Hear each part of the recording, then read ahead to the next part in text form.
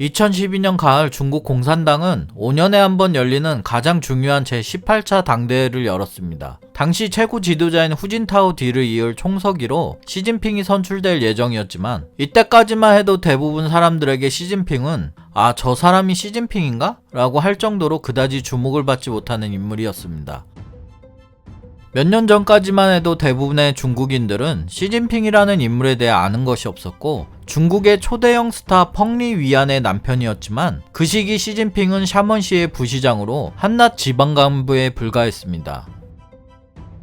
지방간부에 불과했던 시진핑이 어떻게 중국 최고의 권력이 될 수 있었을까? 이야기는 제3대 권력 덩샤오핑부터 시작합니다. 덩샤오핑은 다른 지도자처럼 당 총석이나 국가주석 자리에 앉지는 않았지만 사실상 중국 공산당의 최고 실권을 가진 사람이었습니다. 후계자를 정해야 할 시기가 된 덩샤오핑은 명석한 후진타오를 차기 주석으로 삼고 싶었지만 후진타오는 너무 젊고 경력도 부족했습니다.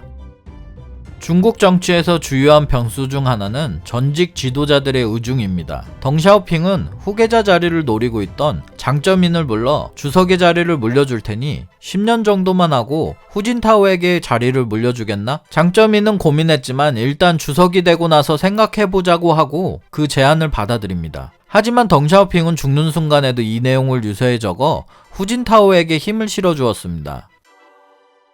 여기서부터 중국 권력의 다툼의 원인이 생기게 되는데 장쩌민은 나중에 후진타오뿐만 아니라 시진핑 때까지도 권력을 놓으려 하지 않았습니다. 중국 최고의 권력자가 된 장쩌민은 개인 능력으로 밑바닥부터 일으켜 세운 정치계파 상하이방을 만드는데 상하이방은 철저한 능력주의를 기반으로 합니다. 장쩌민은 덩샤오핑에 의해 갑작스럽게 총서기에 발탁되어 중앙의 지지 기반이 거의 없었기 때문에 상하이 당서기로 근무하던 시절의 부하들을 잇따라 중앙정계로 불러들이면서 상하이방으로 불리게 됩니다. 중국은 7명의 상무위원들이 상위에서 국가를 이끄는데 이들은 정치, 군사, 사법, 경제를 담당하는 최고의 권력자들입니다. 그런데 장쩌민은 후진타오에게 국가 주석 자리를 물려주면서 본래 7명이던 상무위원 자리를 9명으로 늘리고 그 중에 6명을 자신의 상하이방 계파로 채워버립니다. 게다가 중국의 1인자가 되기 위해서는 당의 수장인 총서기와 국가 원수인 국가주석 그리고 군사위 주석을 다 가져야 되는데 장쩌민은 후진타오에게 중앙군사위원회 주석 자리를 물려주지 않았습니다. 이렇게 후진타오는 230만 중국 인민해방군의 통수권을 갖지 못한 반쪽짜리 주석이 되어 화가 치밀어 올랐지만 참으며 때를 기다릴 수밖에 없었습니다. 그로부터 2년이 지난 2004년 장쩌민은 군사위 주석을 후진타오에게 물려주는 대신 자신의 부하인 시차이허우와 거보숑을 부주석으로 올려놓았습니다. 시차이허우는 장쩌민의 명령만 따랐고 시차이허우가 군을 실질적으로 지배했기 때문에 군부의 입김이 엄청 큰 중국 정치체제에서 후진타오는 이름뿐인 주석이었습니다. 장쩌민은 또 측근인 저우융캉을 정법위원회 서기로 임명했는데 전국 경찰과 무장경찰, 정보기관부터 법원, 검찰까지 그야말로 무력에 관련된 모든 집단을 좌지우지할 수 있는 강력한 자리였습니다. 저우융캉 역시 주요 정책과 인사를 후진타오에게 묻지 않고 장쩌민과 의논해서 결정했습니다. 장쩌민은 은퇴한 뒤에도 당의 주요 사항은 장쩌민에게 보고한다는 내부 규정을 만들어 인사와 정책 결정권을 놓지 않았고 자신의 영향력을 유지하기 위해 후진타오의 권한을 약화시킬 궁리만 했습니다. 군 내부에는 시차이허우를, 당에는 저우융캉을 심어놓고 후진타오 체제를 허수아비로 만든 채 상황 정치를 펼쳤습니다. 사실 따지고 보면 장쩌민도 1992년 국가주석이 됐을 때 상황 덩샤오핑의 기에 눌려 지내왔고 1997년 덩샤오핑이 죽자 그제서야 중국의 1인자로 등극할 수 있었습니다. 장쩌민이 중국을 이끄는 상무위원 자리를 7명에서 9명까지 늘려가면서 상무위원에 넣으려고 했던 인물이 정칭홍이었는데 정칭홍은 상하이방 모략가이자 장쩌민의 제갈량으로 불렸습니다. 정칭홍은 상무위원회에서 사사건건 후진타오에게 반대하고 나섰습니다. 이에 만족하지 못하고 장쩌민은 상하이방의 황태자인 청량위를 차기 국가주석으로 만들려고 했습니다. 상하이 당서기에 불과했지만 기세등등해진 청량위는 당 서열 3위인 원자바오 총리를 대놓고 비난하기도 합니다. 그야말로 장쩌민이 버티고 있는 상하이방의 위세는 대단했습니다. 상하이방에 맞서 후진타오도 젊은 유망주들을 모아서 계파를 만드는데 이것이 공산주의 청년단입니다. 청년을 대상으로 정치교육과 정치선전을 담당하는 공산주의 청년당 조직인데 대부분 해외 유학파나 공학자 출신으로 중국의 개방화와 과학발전을 이끌었습니다. 후진타오는 드디어 자신의 힘으로 발목에 걸린 족쇄를 풀기 위해 반격에 나섰습니다. 2006년 4조 원에 달하는 거대한 비리로 상하이방 황태자를 정계에서 은퇴시키고 2007년 산둥성의 국유기업인 루넝이 한 민간회사의 싼 값에 매각된 비리에 연루된 정칭웅은 장쩌민과의 거리를 두고 후진타오 편에 붙었고 결국 나중에 은퇴시켜버립니다. 기세를 탄 후진타오와 한방 먹은 장쩌민은 각자 새로운 카드를 내세우는데 바로 공천당의 리커창과 태자당의 시진핑이었습니다. 장쩌민은 상하이방의 후계자가 모두 사라진 상황에서 당시 마땅한 인물이 없자 태자당이긴 하지만 상하이방하고도 연결되어 있는 시진핑을 일단 후계자로 밀었습니다. 장쩌민은 이때까지만 해도 시진핑이 컨트롤 가능한 투박한 인물로 생각한 것 같은데 시진핑은 곰보다는 약삭빠른 여우에 가까운 인물이었습니다. 여기서 시진핑이 속한 마지막 계파인 태자당까지 말씀드리면 중국 공산당 3대 파벌을 다 말씀드리는 겁니다. 태자당은 중국 공산당 초창기 핵심 멤버들의 자녀들이 모인 계파로 본인 능력뿐만 아니라 부모의 내력도 조사해서 입당시키기 때문에 3대 계파 중 가장 들어가기 힘들고 들어가서도 내부 경쟁이 심합니다. 시진핑이 태자당이라고 할지라도 리커창하고 비교가 되지 않았습니다. 리커창은 상무위원으로 첫째 줄에 앉는 최고 지도부였고 시진핑은 둘째 줄 맨 끝에 앉는 200여 명의 중앙위원 중 하나일 뿐이었습니다. 예전부터 후계자 엘리트 코스를 순조롭게 밟아온 리커창과 상하이에 부임한 지 불과 반년 된 어설프고 서툰 지방정치가 시진핑이라는 인물의 후계자 대결이었기 때문에 대부분 리커창이 승리할 거라고 생각했습니다. 후진타오는 비리사건 수사로 장쩌민의 상하이방을 해체하고 최측근인 리커창을 후계자로 올리려고 했던 계획은 순조롭게 진행되는 듯 했습니다. 하지만 후진타오는 여기서 예상하지 못한 큰 실수를 하게 됩니다. 후진타오는 당내 반대가 있었음에도 불구하고 유력 간부들을 모아서 직접 지도부를 선출하는 투표를 실시했는데 여기에서 어이없게도 시진핑의 득표가 압도적으로 많았습니다. 후진타오는 투표를 통해 공개적으로 세력을 확대하고 싶었던 것이었는데 이게 오히려 후진타오를 경계한 상하이방과 시진핑이 속한 태자당 일파가 똘똘 뭉치게 만들었습니다.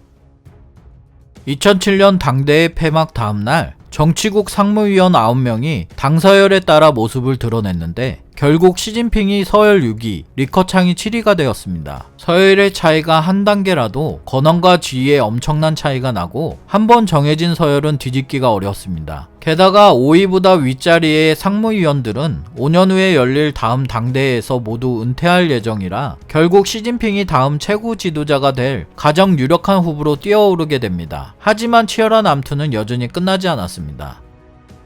후진타오의 명백한 패배였지만 후진타오 주석은 임기가 5년이나 남았고 이 5년 동안 후진타오는 리커창을 키우려고 했습니다. 그래서 시진핑이 후진타오 뒤를 이어 군사위 부주석으로 선출되어야 했지만 후진타오는 신장 위구르 자치구에서 1000명 이상의 사상자가 발생하는 사건을 제대로 처리하지 못한 책임을 들어 시진핑의 군사위 부주석이 되는 것을 반대했고 최고 지도자 자리로 오르는 사다리를 끊어놨습니다. 장쩌민과 후진타오 그늘에서 숨지고 있던 시진핑은 3개월 후 국가부주석으로 첫 일본 방문에 초점을 맞춰 마침내 움직이기 시작합니다. 일왕이 암수술을 한 후 일왕과 회견을 하려면 최소 한 달 전에 요청해야 한다는 1개월 규칙이 있었는데 리커창과 가까운 당간부의 방해로 1개월 규칙을 지킬 수 없게 되었음에도 불구하고 민주당 간사장인 오자와 이치로를 설득한 끝에 갑작스런 일왕 회견에 성공합니다. 이것은 시진핑이 평소에는 웅크린 채 움직이지 않지만 승부의 순간이라고 판단되면 무슨 수를 써서라도 공격의 기회를 놓치지 않는다는 시진핑 고유의 승부사 기질이라고 평가되고 있습니다. 시진핑이 이렇게까지 일왕회견의 모든 것을 건 이유는 공산당 내에서는 일왕의 회견을 최고 지도자가 되는 과정의 한 단계처럼 여기기 때문입니다. 이 기습적인 일왕회견을 성공시킨 시진핑은 차기 지도자로서 그 입지를 다지며 조용히 권력 투쟁에 돌입합니다.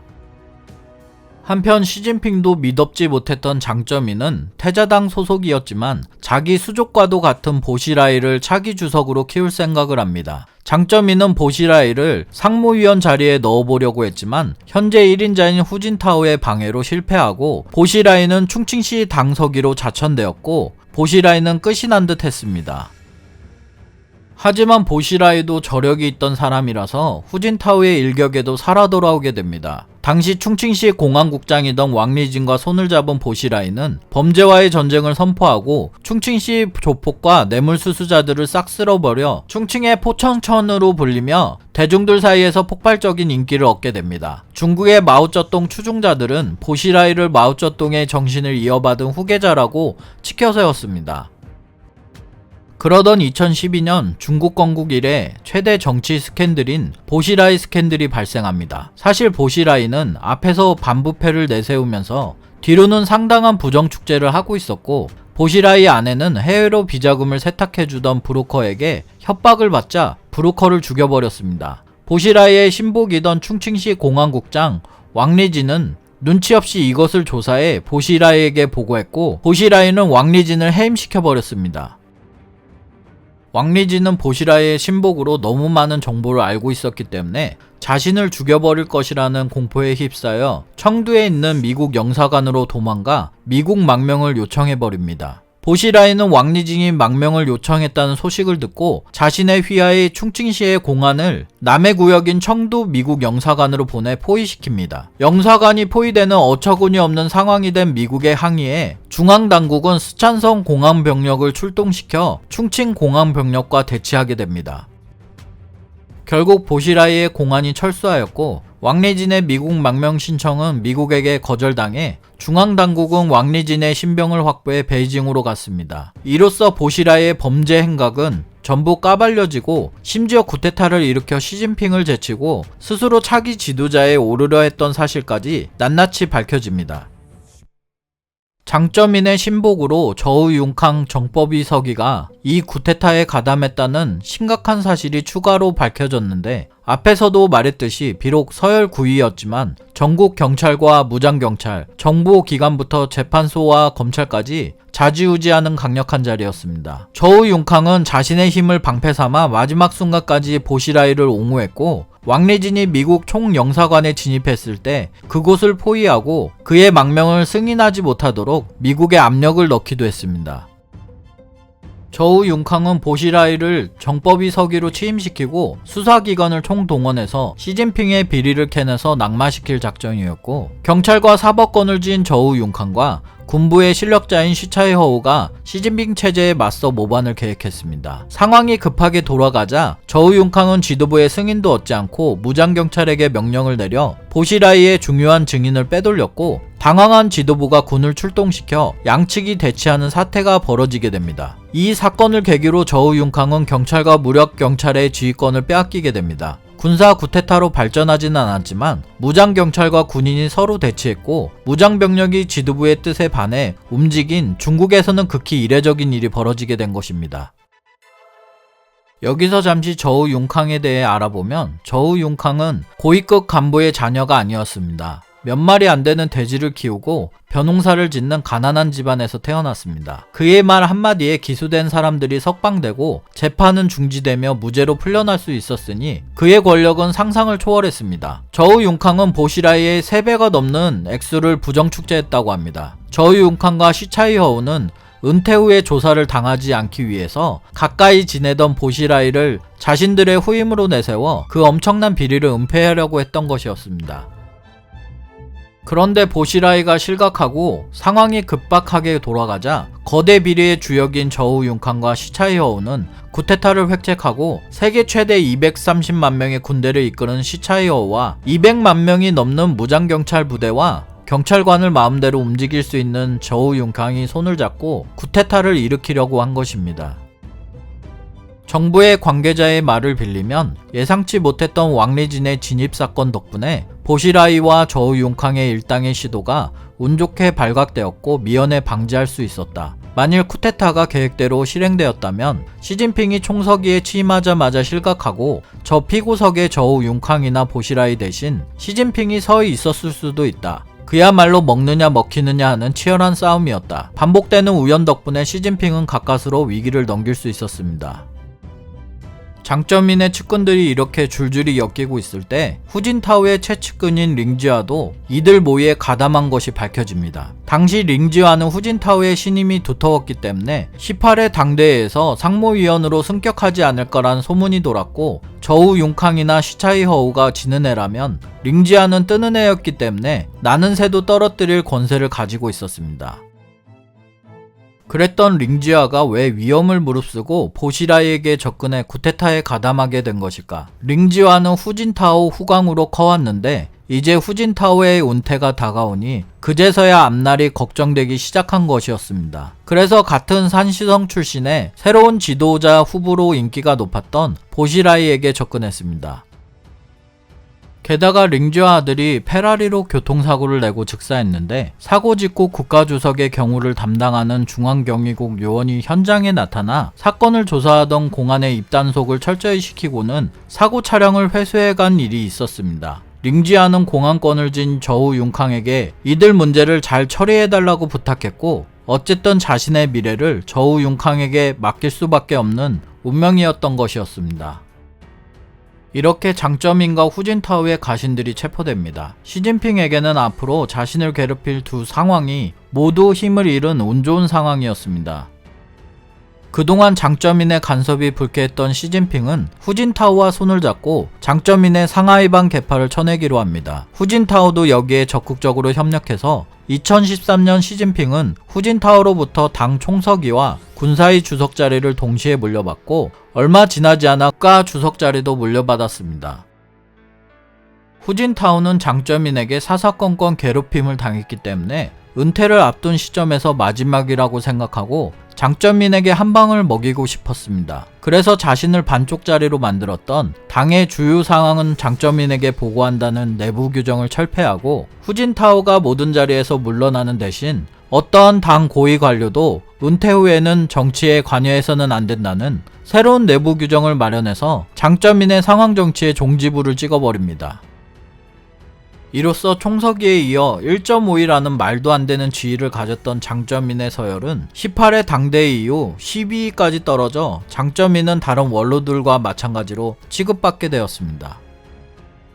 보시라이는 사법 처리가 진행 중이었지만 저우 융캉과 시차이허우의 수사는 계속 진행되고 있었습니다. 정치국 전원은 정변이라는 중대성 때문에 저우 융캉과 시차이허우의 처벌에 동의했고 대부분의 원로들도 지지했지만 장쩌민만이 끝까지 거부합니다. 장쩌민 입장에서는 두 신북이 입건되면 자신에게도 수사의 손길이 올 것이기 때문이었습니다. 상황이 이렇게 되자 시진핑은 수사를 진행하기 위해 장쩌민에게 머리를 숙이고 설득에 나설지 아니면 정면으로 맞서서 강제로 수사를 진행시킬지에 대해 결정을 해야 했습니다. 시진핑은 결국 장쩌민과의 전면 대결을 선택해서 상대를 쓰러뜨리지 않으면 자신이 죽는 위험한 싸움을 시작했습니다. 하지만 총서기에 오른 지 얼마 안 된 시진핑이 수십 년간 최고 실력자로 군림하던 장쩌민에게 도전한다는 것은 쉽지 않은 일이었습니다. 군 내부에는 시차이허우를 정점으로 하는 장쩌민의 지지자들이 적지 않았고 무장경찰 부대에도 저우 융캉의 입김이 작용하는 부하들이 요직을 차지하고 있었습니다. 궁지에 몰린 장쩌민 일파가 시진핑의 암살을 시도할 가능성도 있었기 때문에 시진핑은 신병경호를 장쩌민의 영향력이 미치지 않는 공군의 정예부대에게 맡기게 됩니다. 시진핑은 안전 확보를 위해 군용기를 이용하거나 지하도로를 이동할 정도로 각별히 조심하면서 군사위 부주석에도 기존 육군 출신 대신 공군 사령관을 취임시켰습니다. 수비 태세를 마친 시진핑은 공세를 시작합니다. 특별수사팀을 파견해 장쩌민의 가족과 친척을 조사했고 장쩌민의 장남, 장맹형에 대한 비리수사가 시작되었습니다. 장쩌민의 장남은 위키백과 보니까 물리학자라고 나오던데 최근에 보면 장기 매매 혐의도 있고 엄청난 비리덩어리입니다. 불사신 장쩌민도 이번만큼은 궁지에 몰려 가족을 포함해 모든 자산을 시진핑 지도부에 자발적으로 신고하고 강제 수사만큼은 참아달라는 의사표시를 합니다. 이것은 장쩌민의 항복선언이라고 할 수 있습니다. 그 후 장쩌민은 시차이허우와 저우융캉의 처벌을 발표하기 직전 관대한 처분을 해주기 바란다며 시진핑에게 전화를 걸었는데 시진핑은 한마디 대꾸도 없이 일방적으로 전화를 끊어버립니다. 단 2년 만에 장쩌민의 권력은 그야말로 땅바닥까지 추락했고 시진핑은 이렇게 장쩌민의 상황 정치를 완벽히 끝냈습니다. 앞에서도 말씀드렸지만 정법위 서기 자리는 공안, 법원, 검찰, 정보기관, 무장경찰을 모두 총괄했던 자리였기 때문에 전임 국가주석들이 모든 자리를 물려줘도 놓지 않는 자리였는데 후진타오는 이 자리까지 물려주었고 시진핑은 정법위도 직속기구로 만들어 사법과 공안까지 손안에 넣어버립니다. 이렇게 하면 국가주석을 견제할 힘이 아예 남아있지 않게 됩니다. 모든 장애물이 사라지자 시진핑은 반부패 운동을 빌미로 상하이방 인사들을 거침없이 숙청하기 시작했습니다. 특히나 상무위원은 아무리 죄가 무거워도 처벌하지 않는다는 중국 공산당의 불문율이 있었는데 이것마저도 깨버리며 무시무시한 권력을 행사합니다. 사실 반부패 운동은 시진핑이 장기 집권을 하기 위함이었고 정적들을 제거한 시진핑은 2018년 헌법에 시진핑 사상을 삽입하고 임기 규정을 철폐하면서 국가주석에 오른 지 불과 5년 만에 장기 집권 시나리오를 완성합니다. 그리고 정치 천재라고 불리던 리커창은 시진핑의 라이벌에서 표면적으로는 2인자지만 사실상 신하가 됩니다. 전임 후진타오 주석이 줄곧 장쩌민과 상하이방에게 휘둘리는 폐해를 보았기 때문이었겠지만 마오쩌둥 시절 1인 독재 폐해를 막기 위해 덩샤오핑이 마련한 집단지도 체제나 조기 후계자 지정 등 권력 견제 시스템을 모두 폐기하며 아무런 과거로 모두 돌아가 버렸습니다. 이렇게 시진핑 1인 천하가 구축되면서 독재를 막을 견제 장치는 모두 사라졌습니다. 시진핑 독재 체제는 대학진 운동으로 수천만 명이 굶어 죽고 문화 대혁명으로 피바람이 불었던 마오쩌둥 시절의 악몽이 재현될 수 있다는 우려를 낳고 있지만 시진핑을 막을 수 있는 것은 현재 중국에는 존재하지 않습니다. 다음 영상도 재밌게 만들겠습니다. 구독 부탁드립니다.